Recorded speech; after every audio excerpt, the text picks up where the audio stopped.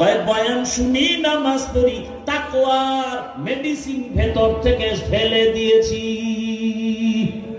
তাকওয়ার মেডিসিন নাই। এর কারণে তুমি যত বয়ানের মজা নাও, মজা পাবা, কিন্তু ফলাফল জিরো।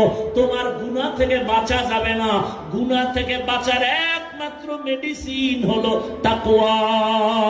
হরকে দারাত খৌফে হকদার দিল মাদাম, জান্নাতুল মাওয়া দেহাত ও রামাকা। ও আমার কলিজার যুবক,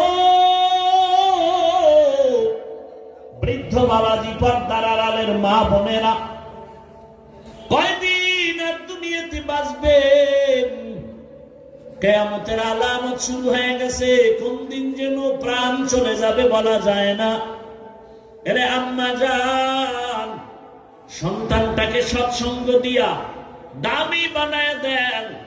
ইঞ্জিনিয়ার হবে আপনার ছেলেটা, ডাক্তার হবে, ধন্যবাদ। ইঞ্জিনিয়ার হবে, প্রফেসর হবে।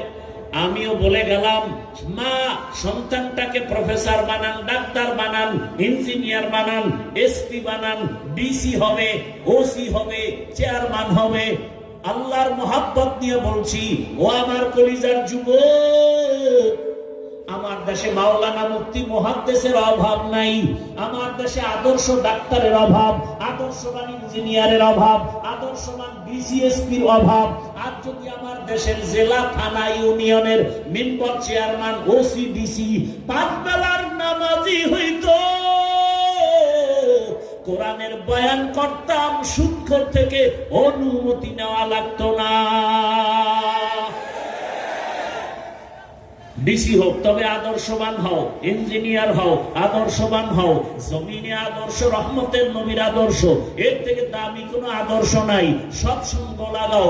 দেখো, শুধু মানুষ না, মানুষ একটা সঙ্গে ভালো হয়, শুধু তাই না, একটা ভিন্ন প্রাণী দেখো, আল্লাহর কাছে দামি হয়। হাদিসে পাকে নবী বলেন, কিয়ামতের ময়দানে মানুষ উলঙ্গ দাঁড়ায় যাবে, নারী পুরুষ উলঙ্গ, সূর্যের গরম, জমিনটা তামা, জাহান্নামের চিৎকার। এমন কঠিন দিন, একটা কুকুর আল্লাহর জান্নাতে যাবে।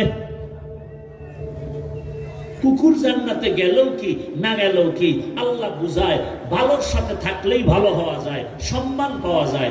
আর 7টা যুবকের ঘটনা সূরা কাহাফের মধ্যে আছে। আল্লাহর ওলি ওরা হিজরত করে ঈমান বাঁচাবার জন্য প্রতিমধ্যে একটা পাহাড়ের গর্তে আশ্রয় নিল। কুকুর আইসা পথ দেখায় আশ্রয় দিল, কুকুর পাহারা দিল। এমন দাম হয়ে গেল কিয়ামতের দিন। আল্লাহর নবী কয়, এই কুকুরটা জান্নাতে যাবে। মানুষের বুঝাবার জন্য দেয়, ভালোর সাথে থাকলে সম্মান বেড়ে যায়। একটা কুকুরের সম্মান যদি বাড়ে, মানুষ তোমারটা কেন বাড়বে না?